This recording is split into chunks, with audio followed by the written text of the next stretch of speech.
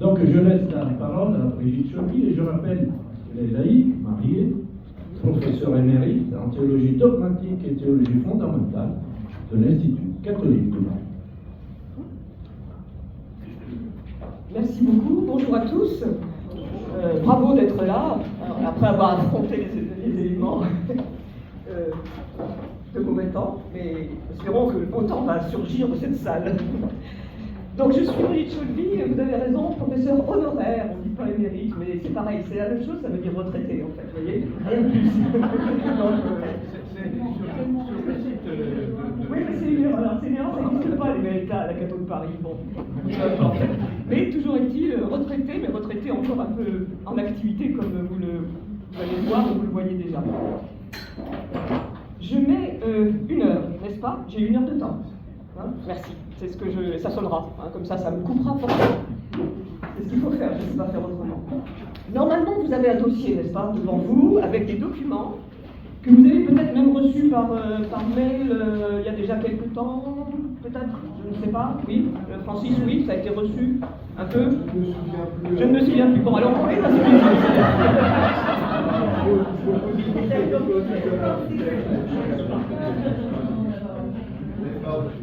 Bon, vous ne l'avez pas reçu, mais vous l'avez sous les yeux. Vous avez 2 documents en ce qui me concerne, si vous voulez bien. Vous avez 2 documents. Un premier document qui fait 3 pages et qui est tout simplement mon support de propos. Et je vais bien sûr m'appuyer dessus de manière intense. Donc prenez des notes sur ce document, je pense que c'est le plus simple. Et puis vous avez après un document, alors qui paraît gros, mais pas de panique, c'est pas si gros que ça. Un document d'une dizaine de pages qui sont justement ce que j'appelle des documents. Hein, des documents sur lesquels on va s'appuyer. Vous voyez, ils sont numérotés. Doc 1, Doc 2, Doc 3, et ça va comme ça jusqu'à Doc 10. Donc je vais faire référence à ces textes, peut-être lire une phrase à un moment ou à un autre. Il y en a un qui fera partie des travaux de fin de matinée, n'est-ce pas? Un des documents. On en reparlera à ce moment-là. Donc, peut-être vous les avez lus déjà, ces documents, ceux qui ont déjà reçu quelque chose, peut-être vous ne les avez pas lus, donc vous les lirez après, bien entendu. Hein. Donc voilà, ayez ces 2 dossiers, enfin ces 2 feuilles, piles de feuilles sous les yeux, si vous voulez bien, car on va naviguer de l'un à l'autre. Merci. Alors j'imagine que les personnes en distanciel ont ces documents. Oui, j'espère. Bon, on va dire oui. Donc je salue aussi les personnes en distanciel, bien sûr. Donc vous avez un document qui fait 3 pages et qui présente mon propos. Mon propos, c'est donc, essayons de réfléchir essayons de réfléchir à une nouvelle approche du pape François à propos de la mission. Alors, vous avez entendu déjà les 2 butoirs que vient de poser Cesare, c'est de dire Vatican II a zappé la mission. Je n'ai pas dit zapper, mais c'était ça que ça voulait dire. Et aujourd'hui, tout est mission. Autrement dit, le sous-entendu, c'est n'importe quoi. Ok, est-ce que c'est ça les 2 extrêmes? On a oublié la mission suite à Vatican II. Est-ce que ça c'est complètement vrai? On va discuter peut-être un peu. Et est-ce qu'effectivement aujourd'hui, François et autour de lui, notamment le synode, hein, bien entendu, on ne peut pas oublier qu'il y a l'assemblée synodale maintenant. Hein. Est-ce qu'ils sont en train de dire que tout est mission, donc en fait la mission c'est plus ce que c'est? Parce que si tout est mission, il y a le risque qu'on sache plus ce que c'est. Donc, entre ces 2 extrêmes, est-ce qu'on a une position un peu plus moyenne, intermédiaire, qui nous permette quand même de dire, bah oui, d'accord, on comprend des choses. Alors, pour essayer d'avancer sur cette question, essayez, hein, c'est la journée qui va permettre peut-être à chacun d'avancer sur cette question. Mais pour ce qui me concerne, j'ai fait la proposition de réfléchir sous 2 angles. Ça fait 2 points dans mon exposé. Vous les voyez, grand 1, grand 2. D'abord, se dire que François ne parle pas dans le vide. Il est dans un enracinement qu'il faut essayer de repérer. Alors bien sûr, je vais le repérer avec quelques éléments. Il y en aurait bien d'autres, hein, c'est complètement certain. Mais il y a un enracinement, grand 1, enracinement à partir de quelques éléments historiques. Et déjà là, c'est ça ma thèse, si je puis dire, déjà là, dans cet enracinement, on est sans cesse en train de redéfinir la mission. Et le on étant l'Église, naturellement. Donc c'est pas une nouveauté d'hier matin. Cette redéfinition constante fait presque partie de la nature de la mission, peut-être? Est-ce qu'on dira ça? Donc ça, c'est le premier point. Et le second point, il n'y en aura pas de troisième, donc il n'y a qu'un second, mais c'est évidemment quand même de dire que François ouvre des champs nouveaux, donc il y a une originalité, voire des éléments originaux, on va dire, du pape François, et là aussi j'en retiendrai 4. 4 éléments historiques, 4 originalités. Alors, il n'y a pas de correspondance entre les éléments, hein, le chiffre 4 est par hasard, mais, et bien entendu, j'en retiens 4 parce qu'on me dit qu'il faut que je parle pendant 1 heure. Si on disait 2 heures, j'en retiendrais plus, ça c'est évident. Mais voilà, dans la limite du temps imparti, comme on dit, je retiens 4 éléments. Ça va, vous voyez le principe de cette heure qu'on va passer ensemble. J'aurais envie de commencer en disant la chose suivante, c'est que on va d'abord être, non pas jugeant cette phrase « je suis mission », mais déjà commencer par être étonné. Étonné. Hein, un étonnement, c'est le premier pas de la réflexion souvent, hein, l'étonnement. Après, il y aura peut-être de l'émerveillement, mais pour commencer, commençons par l'étonnement. Alors, vraiment, c'est un leitmotiv chez François. C'est un leitmotiv, regardez, donc 1, donc 4, donc 3, donc la première page. Message du pape François aux Jeux pontificales en 2022, donc il y a 2 ans. Tout baptiser une mission, ou plutôt est, le verbe être, hein, c'est très fort, est une mission. Même chose dans l'exhortation apostolique Evangelii Gaudium de 2013, 3e ligne, écrit en italique sur le papier, « Je suis une mission sur cette terre, et c'est pour cela que je suis dans le monde. » Vous imaginez un peu comment c'est énorme de dire ça, c'est énorme, soyons surpris. Et donc 4 pareillement, qui est un message pour la journée des missions en 2018, la vie est une mission. Être, alors explication, ce qui est en italique 2e ligne, être attiré et être envoyé, c'est les mouvements de notre cœur, c'est les mouvements de la mission. Et nous avons mission de porter l'évangile à tous, et cela fait partie du cœur de la mission de l'Église. Et puisqu'il s'adresse aux jeunes particulièrement, il donne ce message assez intéressant en disant, dernière phrase, beaucoup de gens ont besoin de toi. Beaucoup de gens ont besoin de toi. C'est une manière de définir la mission, comme vous l'imaginez déjà. Donc un étonnement pour commencer.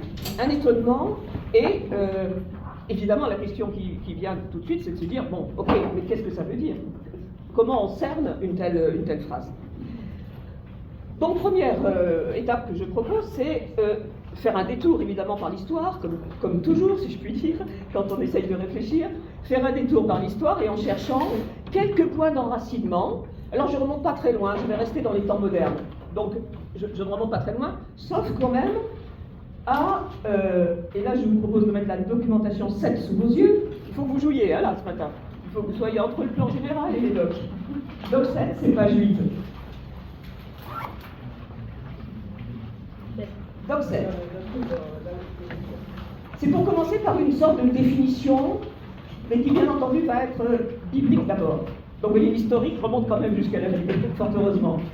C'est un texte que je prends dans Redemptoris Missio de Jean-Paul II en 1990.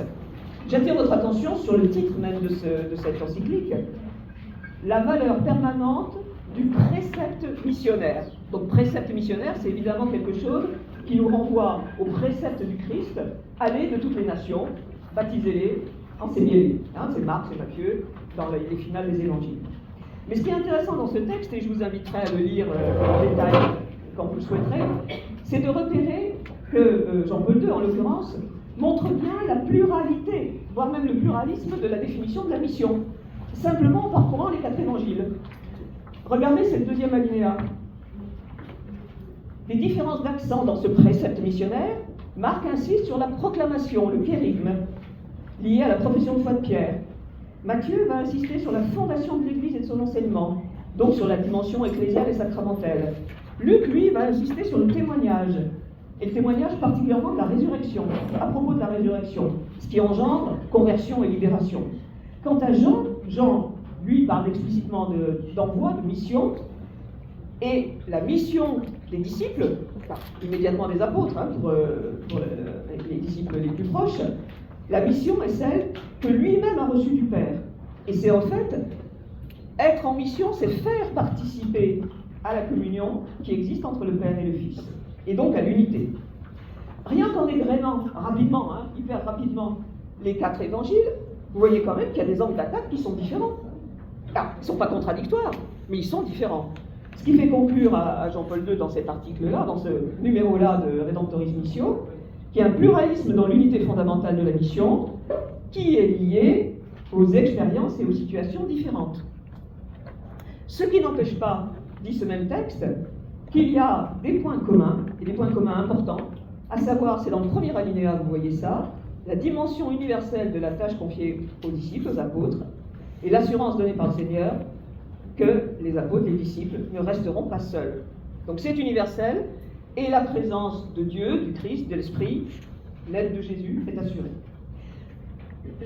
Ce petit parcours biblique nous montre que la question de la pluralité, voire même du pluralisme, dit Jean-Paul II dans ce texte, qui est un mot un peu plus négatif que pluralité, vous le savez bien. La question du pluralisme ou de la pluralité de la mission n'est pas une question nouvelle. C'est une question qui est déjà dans les évangiles. Donc pas de panique en quelque sorte, hein. On est en situation. J'ai donc dit que je retenais 4 éléments historiques, que j'évoque simplement, hein. Vous les connaissez probablement. Je ne vais pas les détailler, outre mesure, disons.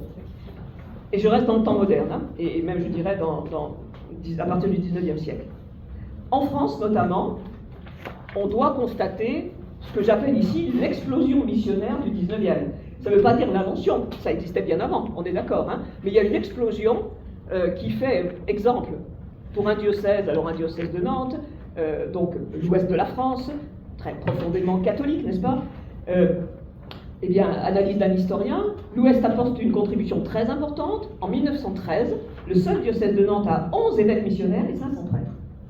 Ces chiffres-là sont, alors pour aujourd'hui, complètement époustouflants ou hallucinants, comme vous voulez. Donc une explosion missionnaire du 19e, notamment en France. Alors notamment en France, il n'y a pas besoin d'être très spécialiste d'histoire pour comprendre le lien. Le lien, il est évidemment suite à la Révolution française, suite à la décapitation du roi de droit divin, il y a une volonté aussi de restauration, non pas forcément de restauration de la royauté ou de la monarchie, mais de restauration à l'égard de ce geste blasphématoire au sens où le roi est de droit divin, et donc une volonté d'expansion et de don de sa vie, parce qu'il ne faut pas rêver, les missionnaires du 19e siècle ne rentraient pas au pays, hein. Ils rentraient morts, s'ils tentaient qu'ils rentrent. Donc vraiment une explosion. Alors une explosion qui est bien sûr liée à tous les événements industriels, économiques du 19e. Une date qui me paraît très importante pour comprendre un peu dans quelle séquence se situe François, c'est la date de 1919. 1919, c'est l'année après la fin de la Première Guerre mondiale, 14-18. En 1919, le pape Benoît XV écrit un texte que vraiment, alors, si je vous invite à lire quelque chose, c'est ce texte-là. C'est un texte absolument magnifique. C'est la lettre apostolique qui s'appelle Maximum Illud, dans laquelle il insiste pour dire que suite à la boucherie horrible et inutile, c'est ces mots, hein, à la boucherie horrible et inutile de la Première Guerre mondiale, c'est plus possible de penser seulement les nations. Il faut penser plus que ça. Et il va donc non pas faire un discours politique, mais faire un discours, en tous les cas une lettre apostolique, en direction des missionnaires, en leur demandant très explicitement, 1919, hein, vraiment, gardez la date dans votre tête, en leur demandant très explicitement de se détacher de leur pays d'origine, de ne pas jouer « je suis français, donc je suis avec les colons français, je suis allemand, donc, etc. » ou « je suis belge, donc », mais de jouer réellement une mission plus évangélique, dit-il, qui se détache du débat, enfin du lien aux nations, et qui donc se détache du débat, et donc de la guerre entre nations. Et donc cette proposition-là est très forte, hein, et elle est reprise par le pape François à 100 ans, enfin à l'anniversaire du centenaire. Vous avez le texte en Doxis, le texte complet, je ne vais absolument pas le lire en entier, mais qui est très intéressant, parce que François, dans ce texte, Doxis, page 6, je lis la 4e et 5e ligne, simplement, et la 6e peut-être. Doxis, ça va. C'était en 1919, à la fin d'un terrible conflit mondial qu'il a défini lui-même comme un massacre inutile, que le pape, donc Benoît XV, à ce moment-là, a senti la nécessité de requalifier de manière évangélique, voilà la définition, elle est là, hein, requalifier de manière évangélique la mission dans le monde, afin qu'elle soit purifiée de toute collusion avec la colonisation et se tienne loin des visées nationalistes et expansionnistes qui ont causé tant de désastres. Doc 6, page 6, j'ai lu la 3e, Doc 5. D'accord, donc vous avez l'ancienne version. Ok, pas de problème. Mais de toute façon, c'est la lettre de François à l'occasion du centenaire de Maximum Mini. Alors, ça c'est intéressant parce que c'est ça qui, bien sûr, va avoir un mal fou à se mettre en place. Ne soyons pas naïfs tout de même, hein, bien sûr. Mais la direction, l'orientation est posée. Et c'est quand même ça qui va faire qu'un clergé autochtone va commencer à exister et qui va faire qu'il y aura des évêques autochtones à Vatican II. 1919, 1962. Vous voyez, par quel miracle, si je puis dire, y a-t-il des évêques autochtones, africains, asiatiques, indiens, à Vatican II?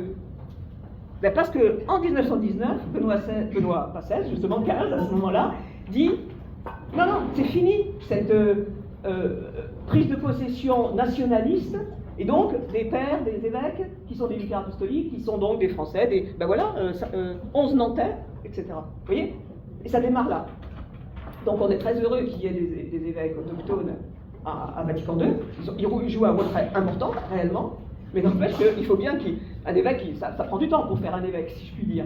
Donc il faut bien que ça commence un peu avant, et ça commence là. Donc un vrai événement, 1919, sur lequel François n'a évidemment pas du tout raté et a mis dans son panorama.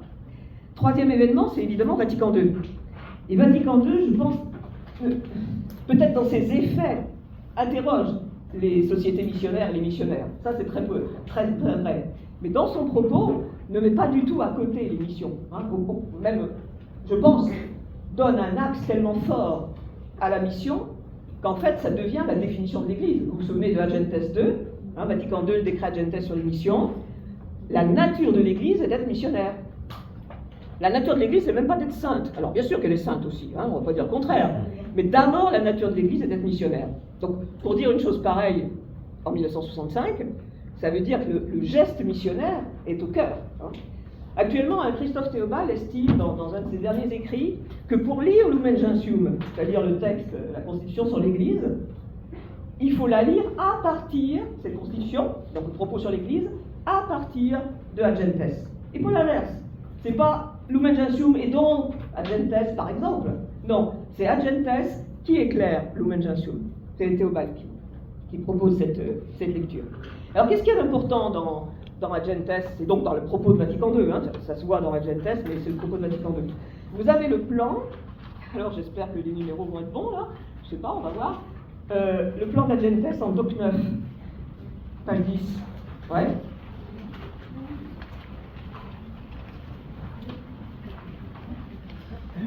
Ça va, vous l'avez sous les yeux? Donc 9 pour commencer, puis 10 tout de suite après, page 10, 11. Avant-dernière page, merci, c'est ça. Rien qu'à regarder le plan, et je ne l'ai même pas mis en entier, j'ai juste mis le plan détaillé, si je puis dire, des 2 premiers chapitres, principes doctrinaux et œuvres missionnaires elles-mêmes. Rien qu'à regarder le plan, on comprend au plan même déjà que le propos, du moins la structure qui tient le propos, c'est une structure trinitaire. Vous voyez, regardez les titres, le dessein du Père, donc la mission du Fils et la mission du Saint-Esprit, donc, c'est là où le donc est important, l'Église envoyée par le Christ et l'activité missionnaire. Et ensuite, raison, nécessité, bon, après on rentre dans plus de détails de présentation, mais structurellement, c'est parce qu'on réfléchit à une notion de mission trinitaire que l'on peut engager, obliger, mais au sens le meilleur du mot, hein, une action missionnaire de l'Église. Vous voyez? Et c'est pas l'inverse. Hein. Donc cette structure trinitaire est vraiment une nouveauté, je pense. Hein. Enfin, en tous les cas, elle est extrêmement explicite ici. Au fondement de la mission, une vision trinitaire. La deuxième chose qui est très importante à comprendre dans ce moment, c'est qu'il y a un débat dur, comme d'autres débats pendant Vatican II, pendant le Concile. Il y a un débat dur entre des missionnaires qui sont très attachés à la notion territoriale. On est missionnaire dans tel pays. Alors oui, ça se contredit un peu mon histoire de critique des nations, hein, ce que je dis là. Mais n'empêche, on est missionnaire dans tel pays, donc il faut, je mettais des guillemets quand même, gagner tel pays, au christianisme bien sûr. Ou alors, un point de vue différent, qui est de dire, c'est pas lié à du territoire, c'est lié à des personnes, la mission. Ce sont des personnes à qui quelque chose est à annoncer, et une rencontre est à développer, avec qui une rencontre est à développer. Mais ce passage de l'idée de territoire à des personnes est un passage qui s'opère à Vatican II, mais qui est très difficile. Regardez en Doctis, donc la dernière page. C'est un extrait du journal de Congar. Yves-Marie Congar, dominicain, qui a un rôle vraiment important pendant tout le concile, et notamment, pas seulement, mais notamment dans l'élaboration de la Gentes. Si vous avez envie de lire un roman policier, j'ai bien dit roman policier, on est d'accord, où il y a des bons et des méchants, et puis il y en a qui gagnent et d'autres qui perdent, roman policier normal, lisez le journal du concile de Congar. C'est un excellent roman policier. En plus, il fait 2 tomes, donc il y a de quoi faire. Ça fait beaucoup de soirées où il n'y a pas d'électricité parce qu'il y a trop d'orage. Je lis les 2 extraits que j'ai pris là. À la date du 24 mars 1965, c'est Congar qui parle. Les missiologues patentés. Alors, vous entendez que là, il n'aime pas, hein? D'accord? Patentés. Les missiologues patentés se sont fixés une conception territoriale et juridique de la mission. Alors que une ecclésiologie conciliaire, donc une ecclésiologie telle que le concile la repense, n'est-ce pas? Une ecclésiologie conciliaire demande une conception dynamique. Ne pas tant voir les territoires et les organisations que les buts vivants, les situations, les tâches qui leur correspondent. En germe, on a ici l'idée de la nouvelle évangélisation. En germe seulement, hein, jamais qu'on garde à parler de nouvelle évangélisation, ça c'est complètement certain. Mais en germe, on a cette idée-là qui vient là. Puisqu'on n'est plus lié à du territoire qui serait à gagner, comme je le disais à l'instant, mais à des buts vivants, situations, tâches qui leur correspondent. Et 3 jours après, 4 jours après, dans ce même journal, il précise, si on veut, 4e ligne, si on veut une définition théologiquement fondée, il faut partir d'une notion large de la mission de l'Église. Ensuite, on pourra préciser un sens plus strict. On définit la mission par son objet, sa fin. Ce ne sont pas des territoires, ce sont des hommes. Vous voyez au milieu, écrit en gros caractères, en majuscule. Ce ne sont pas des territoires, ce sont des hommes. Mais ça a été un débat difficile, tendu, comme un certain nombre d'autres débats, bien sûr, au cours de la discussion des sessions et des intercessions conciliaires. Donc une véritable évolution qui se joue à Vatican II, me semble-t-il, avec ces quelques éléments que je vous apporte ici, et qui va ouvrir la perspective, et là je veux prendre un petit moment pour qu'on prenne bien le temps de mesurer cela, c'est que cette évolution de perspective ne se fait pas, se fait sur un fondement bien spécifique. C'est qu'on passe de l'idée que ceux qui sont à sauver, ce sont les chrétiens, à l'idée que ceux qui sont à sauver, ce sont tous les hommes. On passe de cette idée-là. Tous sont concernés. Et tous sont concernés, non pas parce qu'il faudrait que tous deviennent, excusez-moi, c'est un peu caricatural ce que je suis en train de dire, donc j'assume la caricature, de bons petits catholiques. C'est pas ça. C'est parce que Dieu veut tous les sauver. C'est pour ça que tous sont à sauver, n'est-ce pas? C'est pas pour faire de bons petits catholiques. C'est parce que Dieu veut sauver tous les humains. Et ça, c'est un leitmotiv, en fait, qu'on retrouve on peut dire dans tous les textes de Vatican II, alors à des degrés divers selon le type de préoccupation des textes du Concile. J'ai mis 3 références, c'est sur le bas de la page 1 du support d'intervention. Ces 3 références, je les lis simplement parce je les commente rapidement, elles sont assez probantes. Ad Gentes d'abord, numéro 7, qu'on trouve aussi dans le Doc 9, mais vous l'avez sous les yeux là. Dieu peut, par des voies connues de lui, amener à la foi, c'est pas juste amener à avoir un comportement moral, hein, c'est la foi, sans laquelle il est impossible de plaire à Dieu, peut donc amener à la foi des hommes qui, sans faute de leur part, ignorent l'Évangile. Même chose, même thème, avec une autre précision dans Lumen Gentium 16, Lumen Gentium, donc la Constitution sur l'Église. Ceux qui n'ont pas encore reçu l'Évangile, sous des formes diverses, sont eux aussi ordonnés au peuple de Dieu. C'est ça qu'il faut que vous souligniez avec votre feutre de couleur.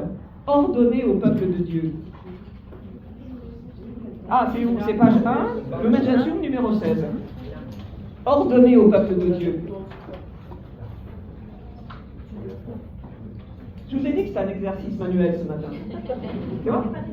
Ah, voilà, il faut se réveiller. La pluie n'a pas suffi. D'accord. Page 1, donc pas des docs mais du support. Lumen Gentium numéro 16, 2e ligne. Ceux qui n'ont pas reçu l'Évangile sont ordonnés au peuple de Dieu. Ce ne sont pas des affreux païens. C'est ça que ça veut dire, hein, là. ce sont des personnes qui sont déjà ordonnées au peuple de Dieu. Alors ordonnées, il faut bien comprendre ce que ça veut dire. Ça veut dire qu'ils font partie du peuple de Dieu, mais sont dans un ordre lié au peuple de Dieu. Sans qu'il y ait de leur faute, ils ignorent l'évangile du Christ et son Église, mais cherchent Dieu pourtant d'un cœur sincère et s'efforcent sous l'influence de sa grâce. La grâce n'est pas limitée à l'Église, c'est ça que ça veut dire ici. Donc sous l'influence de sa grâce, d'agir de façon à accomplir sa volonté, telle que leur conscience leur la révèle, et peuvent arriver, ceux qui sont ordonnés au peuple de Dieu, peuvent arriver, à nouveau un coup de couleur, là, s'il vous plaît, au salut éternel. Quand on arrive au salut éternel, c'est bon, quoi. Il n'y a plus grand chose à demander. Et probablement, le texte le plus déterminant de cette chose-là, mais qui est dans cette séquence-là, c'est Gaudium et Spes 22, et 22, 4, 5. Je lis aussi, c'est en bas de la page 1. Associé au mystère pascal. Là encore, on donne un coup de stabilo, puisque stabilo il y a. Associé au mystère pascal, devenant conforme au Christ dans la mort, fortifié par l'espérance, le chrétien va au-devant de la résurrection. Parfait, très bien, le chrétien. Mais numéro 5. Cela ne vaut pas seulement pour ceux qui croient au Christ, mais bien pour, à nouveau un coup de couleur, tous les hommes de bonne volonté, dans le cœur desquels, invisiblement, agit la grâce. Là encore, un coup de couleur. En effet, je vois que vous suivez puisque vous tournez la page, c'est parfait.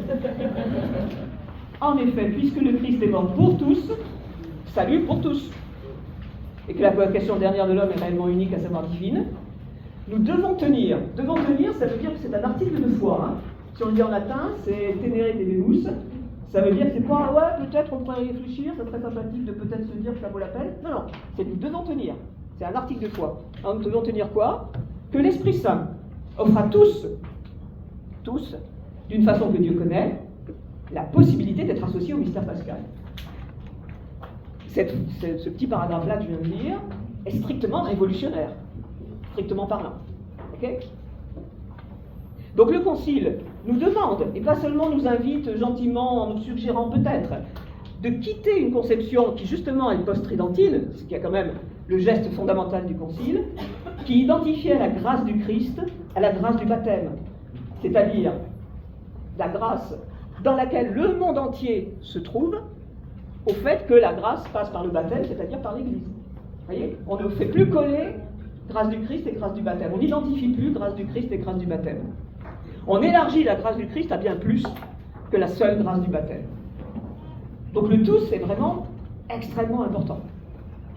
Quatrième étape historique, et je voudrais être rapide là, c'est dans les années 90, avec Jean-Paul II et Benoît XVI, qui à ce moment-là est Ratzinger, préfet de la Congrégation pour la doctrine de la foi, l'idée d'une nouvelle évangélisation pour réévangéliser les peuples d'ancienne chrétienté, mais qui se sont, par la sécularisation, par la laïcisation, parce que vous voulez, détachés, éloignés, voire en conflit, sont en conflit avec le fait chrétien.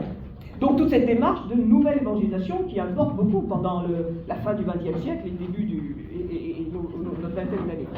Mais je veux juste attirer votre attention, puisque c'est quand même de François dont on parle, sur Evangelii Gaudium, donc texte de 2013, numéro 198. Et ça, vous l'avez dans aucun papier, parce que depuis que j'ai donné les papiers, j'ai encore travaillé.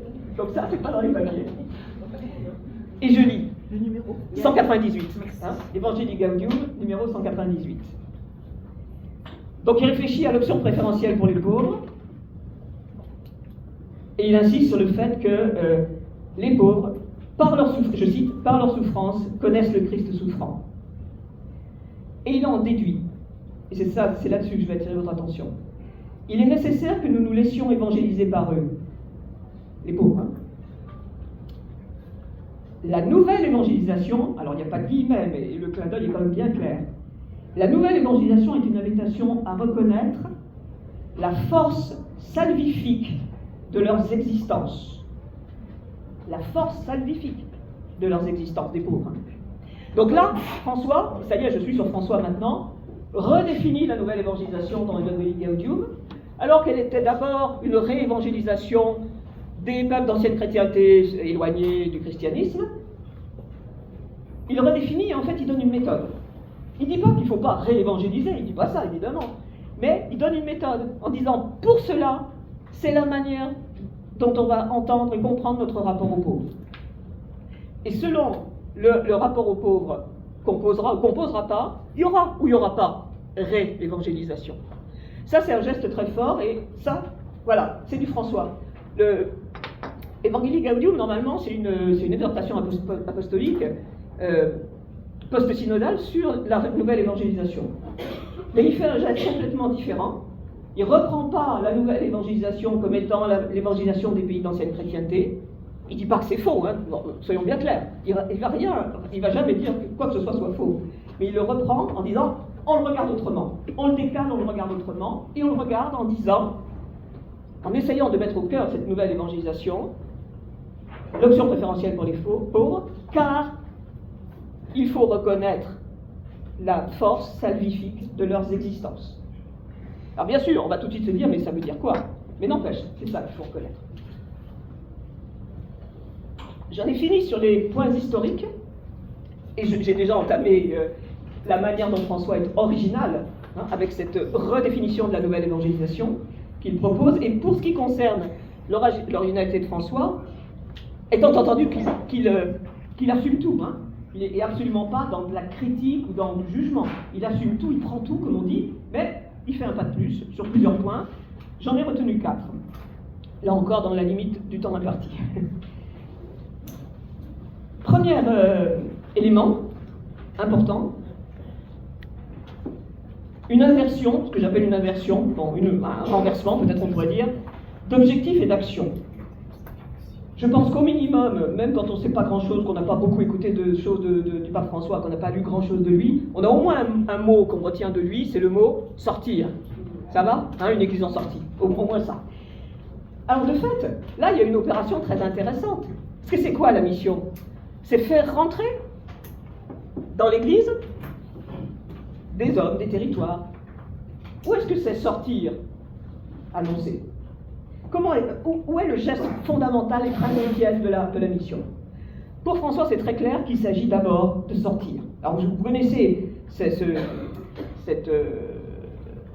lecture qu'il fait d'Apocalypse 3:20.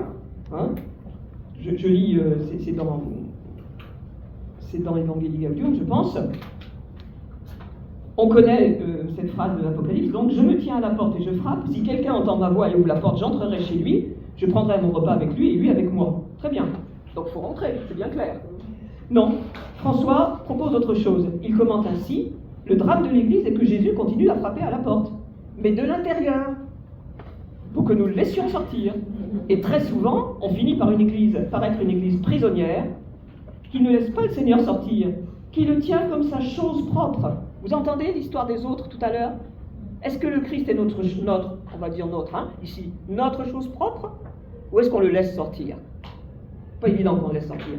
Alors que, continue François, le Seigneur est venu pour la mission et nous veut missionnaires. Donc voilà, une définition qui donne très vite, hein, de la mission, laisser sortir le Christ. Ça c'est quasiment une définition de sa part. Hein. Est-ce que nous laissons sortir le Christ? Ou est-ce que il est bien chez nous? Allez, je vais pousser un peu le trait, bien dans nos tabernacles. Hein, je pousse un peu. Mais est-ce que c'est ça ou est-ce que vraiment on le laisse sortir? Et comment on fait, hein, parce que c'est pas le tout de dire c'est ça, mais comment on fait? Bon. Alors par exemple, toujours dans l'Evangelii Gaudium, François dit « Je souhaite des choix missionnaires capables de transformer toute chose. » C'est là où le tout est bien vrai, hein, Césarée. Le tout est bien vrai. Toute chose. Afin que les habitudes, les styles, les horaires, le langage, toute structure ecclésiale deviennent un canal adéquat pour l'évangélisation du monde actuel, plus que pour l'autopréservation. Ok, je suis d'accord avec vous, hein. Ça nous fait rire et ça nous fait pleurer en même temps. Parce qu'on n'y est pas vraiment, hein. On n'y est pas vraiment, mais est-ce qu'on est capable d'avoir ces changements-là? En pensant, enfin en réfléchissant à cette phrase, je me disais les horaires. Les horaires de la messe du dimanche, 10h30 du matin. Hein, 10h30, voire même 9h. Quand c'est le seul moment familial où on peut rester à la maison, rester un peu au lit, dormir avec les enfants, prendre un petit déjeuner, que ça dure, le fameux brunch. Et on a le temps de se préparer, de s'habiller, Non. Donc on n'y va pas. Changeons d'heure. C'est tout. Enfin, c'est tellement bête, en fait. Est-ce qu'on peut faire quelque chose à 17h30? Dimanche, 17h30. Ça changerait quelque chose à la messe dominicale, qu'elle soit à 17h30? Pas grand-chose. Mais pas que ce soit la messe des jeunes ou la messe de je sais pas quoi, que ce soit bien la messe dominicale de la communauté. Et là, les familles, à 17h30, ben ça va, on a été au foot, on est revenu du foot, ok. Alors qu'à 10h du matin, non. C'est le seul matin où la famille peut se retrouver. Les autres jours, on n'y est pas. Hein, enfin, je pense que c'est à peu près la vie de nous tous. Là, les horaires, simplement. Alors, les habitudes, les styles, le langage, etc. Donc, un renversement, laisser le Christ sortir, mais qui passe par des choses d'une matérialité époustouflante. Je viens de parler de la messe, c'est tout. J'ai parlé que de ça, là. J'ai pas changé la messe, j'ai changé Sauveur, simplement. J'ai rien changé d'autre. Autre renversement, autre extension, c'est évidemment l'extension des acteurs. Donc, l'idée que développe François, depuis le début, que tous sont disciples missionnaires. Alors, s'appuyant bien sûr sur l'affirmation de Paul qui nous est indispensable, si je puis dire, l'affirmation de Paul consistant à dire, vous l'avez dans la première aux Corinthiens, chapitre 9, c'est en bas de la page 2, malheur à moi si je n'annonce pas l'évangile. Malheur à moi. Je suis malheureux. Je suis perdu. C'est ça que ça veut dire, malheur à moi. Je suis perdu. Frère, annoncer l'évangile n'est pas pour moi un motif de fierté. C'est une nécessité qui s'impose à moi.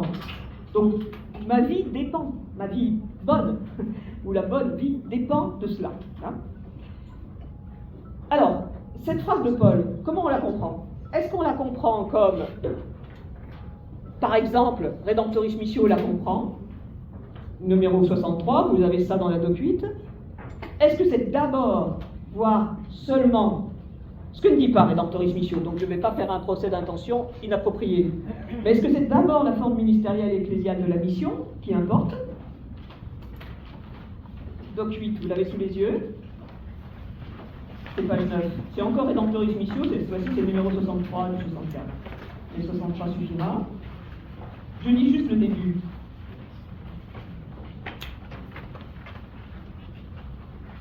De même que le Seigneur ressuscité confia le précepte de la mission universelle au collège apostolique avec Pierre à sa tête, de même, cette responsabilité incombe avant tout au collège des évêques avec à sa tête le successeur de Pierre. Mes frères évêques sont avec moi directement responsables de l'évangélisation du monde, en tant que membre du collège épiscopal et en tant que pasteur des églises particulières. Alors bien sûr, ça c'est vrai. Et bien sûr que le texte précise avant tout, directement. Ça, c'est les petits mots importants de cette affaire-là. Mais n'empêche que si ce texte-là, on le lit comme c'est leur problème, c'est pas le nôtre. Alors le nôtre, on va dire en tant que laïc, voilà, globalement, on voit bien que là, on force le texte, mais on ne force pas la situation. Et c'est là ce que renverse François en disant tous, donc tous, et il fait le décompte de tout le monde, de tous les statuts ou toutes les charges. Tous sont disciples, missionnaires. C'est le tiret qui est important. Parce qu'en disant disciple missionnaire, il n'y a pas disciple et donc pour qui a cette charge, pour qui a cette vocation, pour qui, etc. Missionnaire. C'est qu'il n'y a pas de disciple qui ne serait pas de soi missionnaire. C'est ça le disciple missionnaire qu'il invente en quelque sorte dans Evangelii Gaudium. J'ai encore un peu de temps ou je suis... Ça va? Bon, très bien. Tous disciples missionnaires. Voilà le deuxième déplacement, on va dire. Le premier déplacement, c'était donc sortir au lieu de rentrer, ou de faire entrer.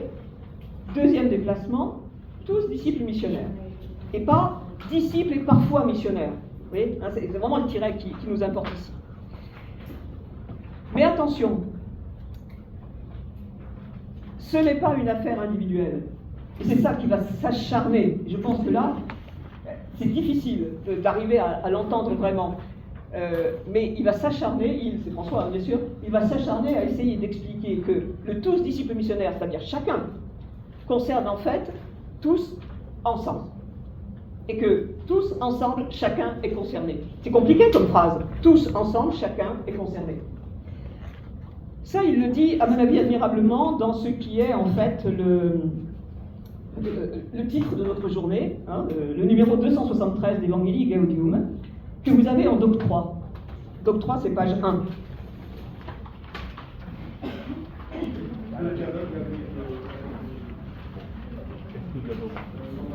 Ça va? Vous suivez? C'est bon? Je lis ce texte en entier, si vous voulez bien. La mission au cœur du peuple. Et là, vous prenez votre feuille de couleur et vous soulignez. La mission au cœur du peuple, parce que d'abord, on ne comprend pas. Puisqu'il nous a dit tous disciples missionnaires, chacun disciple missionnaire, qu'est-ce que ça veut dire la mission au cœur du peuple? Puis qu'est-ce que c'est le peuple? N'est ni une partie de ma vie, ni un ornement que je peux quitter, ni un abavis, ni un moment d'existence. Donc, sous-entendu, ça remplit tout. Elle est quelque chose que je ne peux pas arracher de mon être si je ne veux pas me détruire. Donc elle appartient à l'essence de ma vie. Alors vous entendez? La mission est au cœur du peuple et ça devient ma vie, je peux quitter. Elle est quelque chose que je ne peux arracher de mon être. Donc, peuple et puis je. Conclusion, cette phrase, notre phrase d'aujourd'hui, je suis une mission sur cette terre. Et c'est pour cela que je suis dans ce monde. Je dois reconnaître que je suis comme marqué au feu par cette mission. Ça, c'est du Paul. Hein. Malheur à moi si je n'annonce pas l'évangile. Afin de quoi? Ah, voilà une définition de la mission. Éclairer, bénir, vivifier, soulager, guérir, libérer. Ça aussi, ça mérite un coup de couleur. Là apparaît l'infirmière dans l'âme, le professeur dans l'âme, le politique dans l'âme. Ceux qui ont décidé au fond d'être avec les autres et pour les autres. Être avec les autres et pour les autres. Toutefois, si une personne met d'un côté son devoir et de l'autre sa vie privée, tout deviendra triste. Elle vivra en cherchant sans cesse des gratifications, en défendant ses propres intérêts. Elle cessera d'être peuple. Une personne qui peut cesser d'être peuple. Pas mal, non? Un peu compliqué, hein? Parce que concrètement, comment on vit là comme ça? Comment on fait pour faire ça, pour vivre ça? C'est pas du tout évident. Mais c'est ça l'idée. L'idée, c'est que c'est pas un ornement de ma vie, je suis une mission sur cette terre, je suis dans ce monde pour cela, je suis marqué, vous avez compris? Et si ça ne marche pas, je cesse d'être peuple. Fort, non? C'est dans la plus grande définition du je, parce que si je ne suis pas dans cet esprit-là, je risque de me détruire. Pas du détail quand même, hein? Si je ne suis pas dans cet esprit-là, je risque de me détruire, mais n'empêche que ce je n'est pas du tout un je individualiste. Je fais mon affaire dans mon coin et donc je fais mon salut, bien sûr. C'est bien quelque chose qui est à condition que je ne cesse pas d'être peuple. Qu'est-ce que ça veut dire?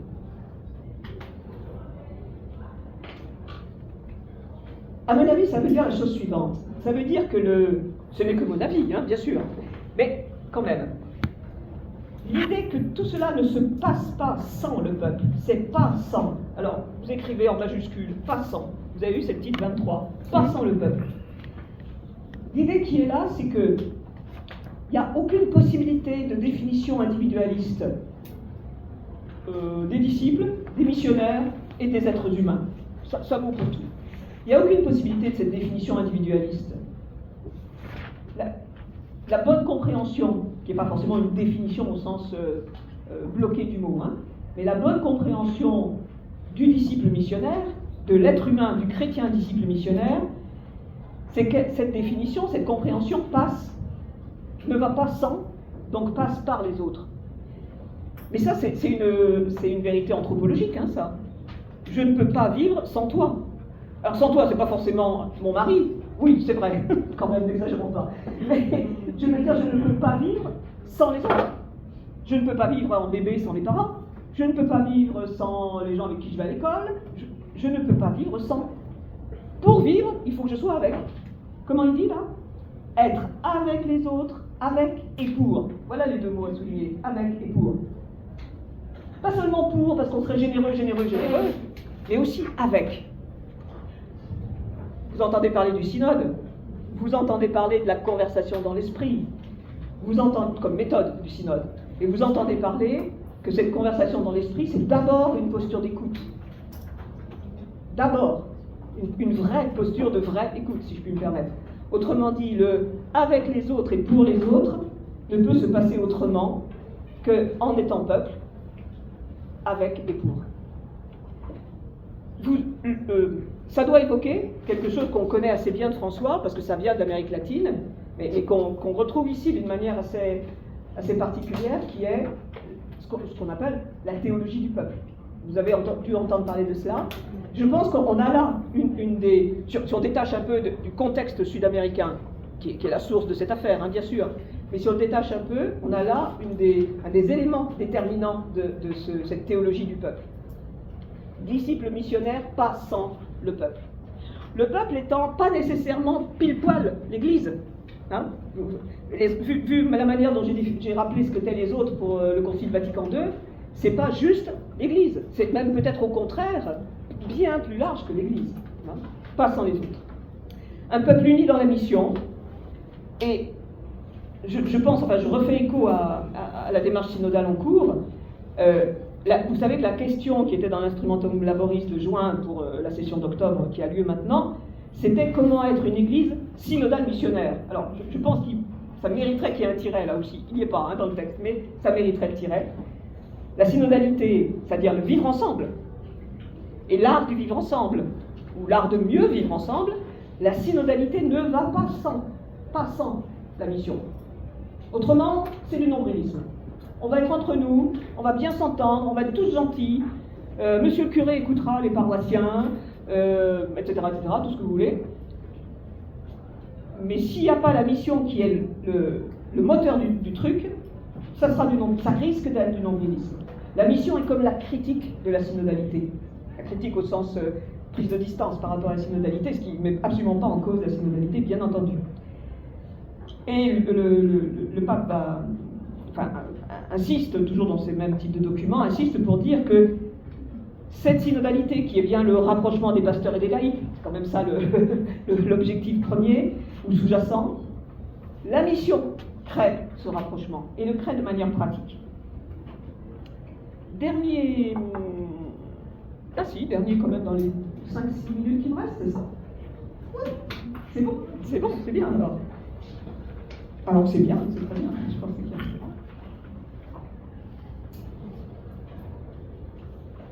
Donc 4 étapes hein, chez François, et déjà cette transformation dans la nouvelle évangélisation, cette dynamique qui consiste plutôt à sortir qu'à faire rentrer,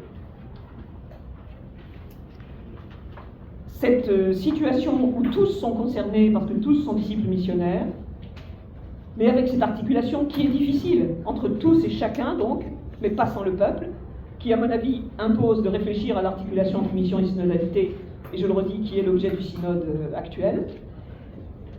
Et je pense une 4e originalité de la part de François, qui est au fondement de cette idée d'un peuple missionnaire, qui est en fait une perspective anthropologique, qui n'est pas une nouveauté. On est bien d'accord, hein, qui n'est pas du tout même une nouveauté, cette perspective anthropologique, mais que probablement il réactive, notamment dans son dialogue avec des représentants de l'islam, qui est en fait une idée que tout cela s'appuie sur une affirmation, parce que ça c'est un choix, de la fraternité humaine. Tout ça est possible car tous frères, et pas les chrétiens sont frères. Hein. Celui qui est proche de moi, qui est d'accord avec moi, qui est chrétien comme moi, alors c'est mon frère, mais j'oublie les autres. Non, certainement ça ne fonctionne pas pour François de cette manière-là. Tout homme est mon frère. Le pauvre d'abord, vous avez entendu la première remarque que j'ai faite à son propos.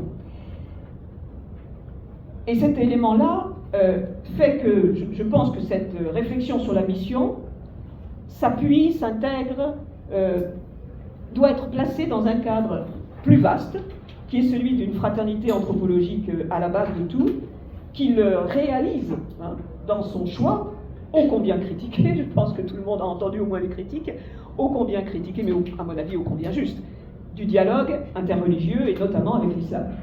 Et donc ces rencontres assez époustouflantes, là encore, hein, qu'il fait, ces textes qu'il signe avec divers représentants de grandes entités musulmanes, et qui sont fondamentalement basés sur l'idée que d'abord nous sommes des frères, parce que nous sommes des humains. Donc la réflexion théorique, si on peut dire, de cela, se trouve dans Fratelli Tutti, hein, de 2020, donc autre grande encyclique, je pense, hein, avec Evangelii Gaudium et puis Laudato Si. Fratelli Tutti, je le lis ici sur un numéro 85. En réalité, la foi fonde la reconnaissance de l'autre, hein, sur des motivations inouïes, car celui qui croit peut parvenir à reconnaître que Dieu aime chaque être humain. Vous entendez bien, hein, qu'il n'est pas question de chrétien, hein, là. Chaque être humain d'un amour infini et qui lui confère ainsi une dignité infinie. La foi fonde la reconnaissance de l'autre sur le fait que Dieu l'aime. Donc, chacun est invité à rien de moins que cela. Sinon, on passe à côté du réel voulu par Dieu. Je cite ici deux documents que vous connaissez sûrement, mais que si vous ne les connaissez pas, ils sont sur Internet, vous les trouvez facilement, que je vous invite vraiment à lire, parce qu'ils sont époustouflants. C'est le document sur la fraternité humaine pour la paix dans le monde et la coexistence commune qui a été signé en 2019 avec le grand imam d'Al-Azhar à Abu Dhabi, dans les Émirats arabes. Et puis tout récemment, en septembre de cette année, dans ce grand voyage dans les pays extrêmes orientaux, où le pape a signé un document également important, je pense, à Jakarta, avec l'imam Nasaruddin. Voilà. Prendre soin des liens entre les humains, regarder toujours en profondeur l'humanité de l'autre et sa recherche de Dieu. Parce que bien sûr, l'autre est toujours aussi ordonné au peuple de Dieu. Je viens de citer, quoi ? Lumen Gentium Sens, ordonné au peuple de Dieu. Ça va, vous avez vous rapproché. Ok, super. Alors, je vous invite, comme une sorte de conclusion, c'est moi qui dois retourner le papier, là. Voilà, vous reprenez le Doc 9, si vous voulez, sous les yeux. Doc 9.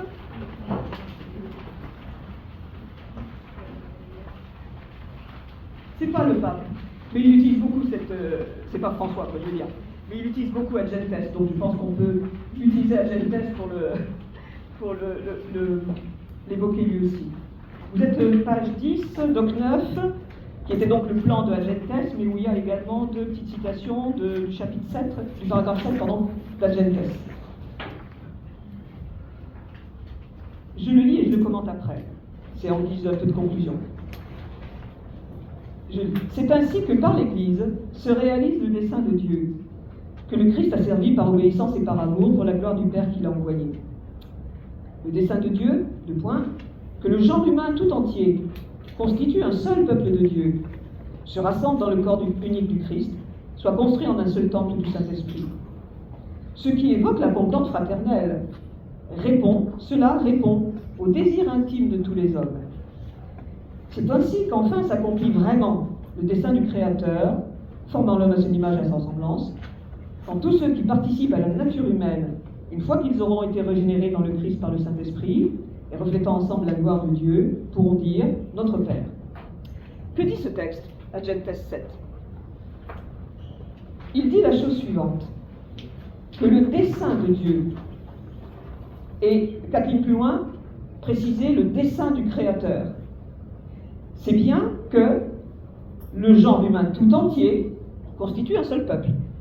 Un seul peuple, pas sans le peuple, n'est-ce pas ? Constitue un seul peuple qui s'appuie, enfin se structure sur la concorde fraternelle. Mais cela répond au désir le plus intime de tous les hommes. Autrement dit, l'acte créateur, puisque c'est ça dont il s'agit ici, le dessein de Dieu, qui est le dessein du Créateur, qui forme l'homme à son image et à son ressemblance. L'acte créateur divin est un acte qui instille en chaque humain un désir de fraternité, désir de concorde. Et c'est cela le dessein du Créateur. Et la mission a pour mission, si je puis me permettre ce mauvais jeu de mots, a pour objectif cela, rien d'autre. Pas de fonder des églises, de baptiser, d'avoir des chiffres, etc. Je suis un peu rude là, hein, j'en conviens. Mais ce qui est la mission, l'objectif fondamental de la mission, c'est de répondre au dessein du Créateur, qui est que le genre humain soit constitué comme un seul peuple. Et vous entendez à nouveau, c'est pas une seule église, c'est un seul peuple. Un seul peuple parce que cela répond au désir. secret, intime de chaque être humain, par le fait même qu'il est créé. Donc au fond, enfin, ce texte de Agentes, donc de 1965, ce texte de Agentes est vraiment dans l'écho, en termes d'appui, je pense, chez François. Au fond, je conclurai en disant que la mission renouvelée, reprise par les perspectives proposées par François, parle de tout, mais on parle d'abord selon le dessein de Dieu, qui est un dessein créateur et qui est non seulement le dessein de Dieu, le dessein du Créateur, mais le dessein du Père, que tous puissent dire notre Père.